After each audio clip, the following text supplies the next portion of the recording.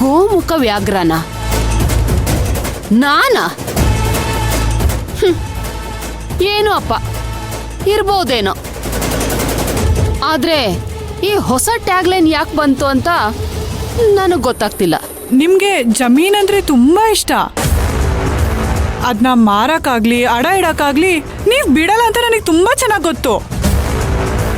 ಆದ್ರೆ ನಿಮ್ಗೆ ಆ ಜಮೀನ್ ಅಪ್ಪನ್ ಪ್ರಾಣಕ್ಕಿಂತ ಮುಖ್ಯ ಅಂತ ನನಗ್ ನಿಜ ಗೊತ್ತಿರ್ಲಿಲ್ಲ. ಏನೇ ಹೇಳ್ತಾ ಇದ್ಯಾ? ಸಾಕು.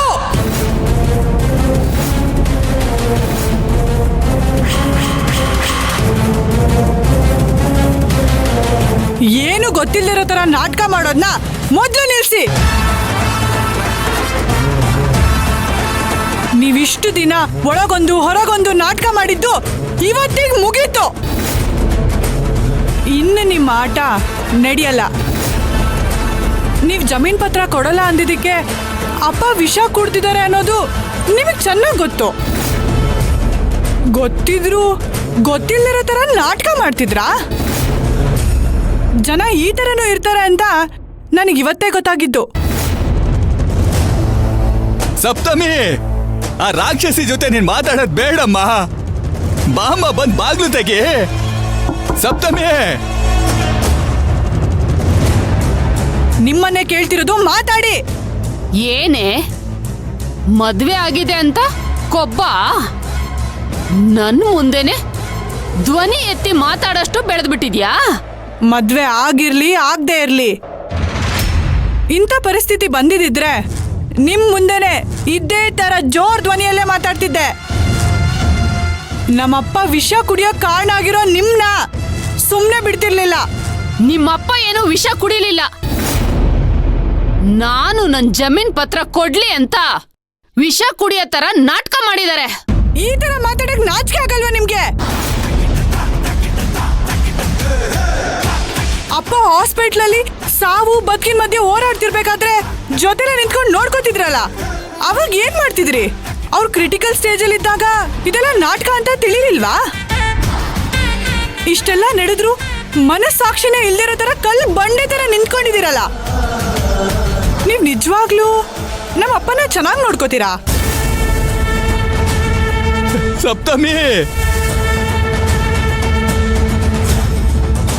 ಸಪ್ತಮಿ, ಇಷ್ಟು ದಿನ ನೀನ ನಿಮ್ಮಪ್ಪ ನೋಡ್ಕೋತಾ ಇದ್ದಿದ್ದು? ಹೌದು, ಹಳೇದೆಲ್ಲ ಮರ್ತೋಗಿದ್ಯಾ ನಿನ್ಗೆ? ಆಗ ಖರ್ಚು ಕೊಟ್ಟಿದ್ದೆಲ್ಲ ಸರಿಯಾಗಿ ನೆನ್ಪಿದ್ಯಾ ಇಲ್ಲ ನೆನಪು ಮಾಡ್ಲಾ? ಇದು ನನ್ ಮನೆ. ಇಲ್ಲಿಗೆ ಬಂದು ನನ್ನ ಕಂಟ್ರೋಲ್ ಮಾಡೋದಾಗ್ಲಿ ನನ್ ಮೇಲೆ ದಬ್ಬಾಳಿಕೆ ಮಾಡೋದಾಗ್ಲಿ ಮಾಡಿದ್ರೆ ಅದ್ಯಾವುದು ನಡೆಯಲ್ಲ, ತಿಳಿತಾ? ನಾನು ಇಲ್ಲಿ ದಬ್ಬಾಳಿಕೆ ಮಾಡಕ್ ಬಂದಿಲ್ಲ, ನ್ಯಾಯ ಕೇಳಕ್ ಬಂದಿದ್ದೀನಿ. ಆಗ ನೀವ್ ಎಷ್ಟು ಹೊಡೆದ್ರು ಹೊಡೆಸ್ಕೊಂಡು ಎಷ್ಟು ಬೈದ್ರು ಬೈಸ್ಕೊಂಡು ಅಮ್ಮ ಅಮ್ಮ ಅಂತ ನಿಮ್ ಹಿಂದೆನೇ ಸುತ್ತಾ ಇದ್ದೆ. ಆದ್ರೆ ಈಗ ಅದನ್ನೆಲ್ಲ ಸಹಿಸ್ಕೊಂಡು ಸುಮ್ನೆ ಇರಲ್ಲ. ಸಹಿಸ್ಕೊಳಕ್ ಆಗಲ್ಲ ಅಂದ್ರೆ ಇನ್ನು ಇಲ್ಲೇ ಯಾಕೆ ನಿಂತಿದ್ಯಾ? ಹೋಗು, ನನ್ನ ಮನೆಯಿಂದ ಆಚೆ ಹೋಗು. ನೀನು ಬಂದು ನನ್ ಮನೆಯಲ್ಲಿ ನನ್ ಮುಂದೆ ಮಾತಾಡಿದ್ರೆ ಕೇಳಿಸ್ಕೊಂಡ್ ಸುಮ್ನೆ ಇರೋದಕ್ಕೆ ನನ್ನನ್ನೇನ್ ಕೋಲೆ ಬಸವ ಅನ್ಕೊಂಡಿದ್ಯಾ? ರಾಕ್ಷಸಿ ಕಣೆ ನಾನು, ರಾಕ್ಷಸಿ. ರಾಕ್ಷಸಿ ಏನ್ ಮಾಡ್ತಾಳೆ ಅಂತ ಗೊತ್ತಿದೆ ತಾನೇ? ಅದಲ್ದೆ ಒಂದು ಮುಖ್ಯವಾದ ವಿಚಾರ ಕೇಳ್ತೀನಿ, ನೀನ್ ಅದಕ್ಕೆ ಉತ್ತರ ಕೊಡ್ತೀಯಾ? ನಿನ್ ಗಂಡ ಮಾಡಿರೋ 10 ಲಕ್ಷ ಸಾಲ ತೀರ್ಸೋಕೆ ನಾನ್ ಯಾಕೆ ನನ್ ಜಮೀನ್ ಪತ್ರನ ನೀನು ಕೊಡ್ಬೇಕು?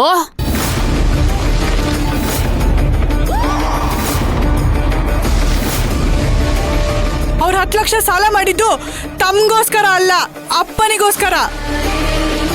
ಅಪ್ಪನ್ ಮರ್ಯಾದೆ ಕಾಪಾಡೋಕೋಸ್ಕರ ನಿಮ್ಮ ಅಳಿಯಂದ್ರು ಇಷ್ಟೆಲ್ಲ ಮಾಡಿರೋದು.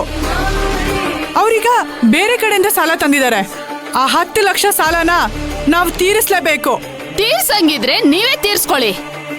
ನೀವು ಮಾಡಿರೋ ಕರ್ಮನ ನೀವೇ ಅನುಭವಿಸ್ಕೊಳ್ಳಿ. ಅದಕ್ಕೋಸ್ಕರ ನನ್ ಜಮೀನ್ ಪತ್ರನ ಕೊಟ್ಟು ನಾನು ಈ ಕಷ್ಟದಲ್ಲಿ ಸಿಕ್ಕಾಕೊಳ್ಳಲ್ಲ. ಅಪ್ಪ ಸಾವು ಬದುಕಿನ ಮಧ್ಯ ಹೋರಾಡಿ ಹಾಸ್ಪಿಟ್ಲಿಂದ ಈಗ ಡಿಸ್ಚಾರ್ಜ್ ಆಗಿ ಬಂದಿದ್ದಾರೆ. ಹಂಗಿದ್ದು ನೀವ್ ಈ ತರ ಮಾತಾಡ್ತಿದ್ದೀರಾ ಅಂದ್ರೆ ನೀವೇನ್ ಮನುಷ್ಯರೋ ರಾಕ್ಷಸರೋ? ಒಂದು ವೇಳೆ ನಮ್ಮ ಅಪ್ಪಂಗೇನಾದ್ರೂ ಆಗಿದ್ರೆ? ನಿಮ್ಮಪ್ಪಂಗ್ ಏನಾದ್ರೂ ಆಗಿದ್ರು ನಾನ್ ನನ್ ಜಮೀನ್ ಪತ್ರನ ಕೊಡ್ತಿರ್ಲಿಲ್ಲ. ಚಿಕ್ಕಮ್ಮ,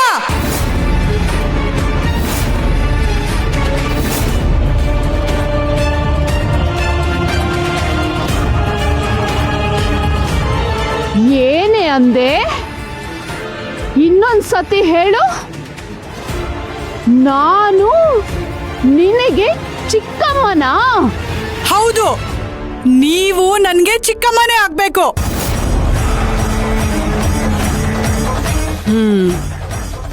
ಹಂಗಾದ್ರೆ ಇಷ್ಟು ದಿನ ನೀನು ನನ್ನನ್ನ ಅಮ್ಮನ ಸ್ಥಾನದಲ್ಲಿ ನೀನ್ ನೋಡೇ ಇಲ್ಲ ಅಂತಾಯ್ತು. ನಾನು ನಿನ್ಗೆ ಚಿಕ್ಕಮ್ಮ ಆಗ್ಬೇಕು, ಹೌದು ತಾನೇ?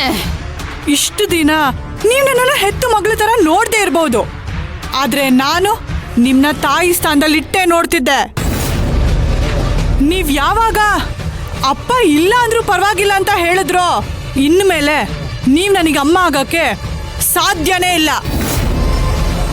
ಇನ್ಮೇಲೆ ನೀವ್ ಏನೇ ಇದ್ರು ನನಗ್ ಚಿಕ್ಕಮ್ಮನೇ. ನನ್ನ ಮನಸ್ಸಿನಲ್ಲಿ ಅಮ್ಮನ ಸ್ಥಾನದಲ್ಲಿ ಇದ್ರಲ್ಲ, ಅದನ್ನ ಕಿತ್ತು ಬಿಸಾಕಿದೀನಿ. ಇನ್ಮೇಲೆ ನೀವ್ ನನಗೆ ಚಿಕ್ಕಮ್ಮನೇ ಆಗ್ಬೇಕು, ಚಿಕ್ಕಮ್ಮನೇ ಆಗಿರ್ತೀರಾ.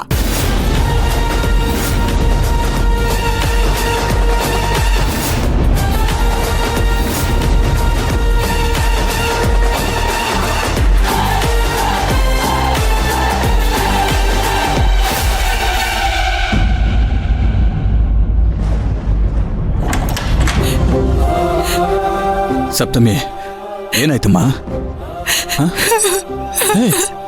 ಏ ಸಪ್ತಮಿ, ಯಾಕೆ ಅಳ್ತಿದ್ಯಾ? ನನ್ನ ಕ್ಷಮಿಸ್ಬಿಡಿ. ನೀನ್ ಅಳ್ಬಾರ್ದಮ್ಮ, ನೀನ್ ಅಳ್ಬಾರ್ದು. ನನ್ ಕಂದ ಅಳ್ಬಾರ್ದಮ್ಮ,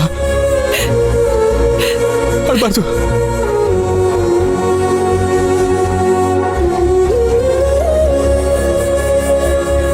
ತಪ್ಪು ಮಾಡಿರೋ ಆ ಹೆಮ್ಮಾರಿನೇ ಸುಮ್ನೆ ನೆಮ್ಮದಿಯಾಗಿರುವಾಗ ನೀನ್ ಯಾಕಮ್ಮ ಕ್ಷಮೆ ಕೇಳೋದು, ತಲೆ ಕೆಡಿಸ್ಕೊಳ್ಳೋದು ಮಾಡ್ತೀಯ? ಮನೇಲಿ ಇದ್ದಾಳಲ್ಲ ಅವಳು ಬ್ರಹ್ಮ ರಾಕ್ಷಸಿ ಇದ್ದಂಗೆ. ಮೈ ತುಂಬಾ ಮನಸ್ ತುಂಬಾ ಬರೀ ರಾಕ್ಷಸ ಗುಣವೇ ಹೊರತು ಬೇರೇನೂ ಇಲ್ಲ.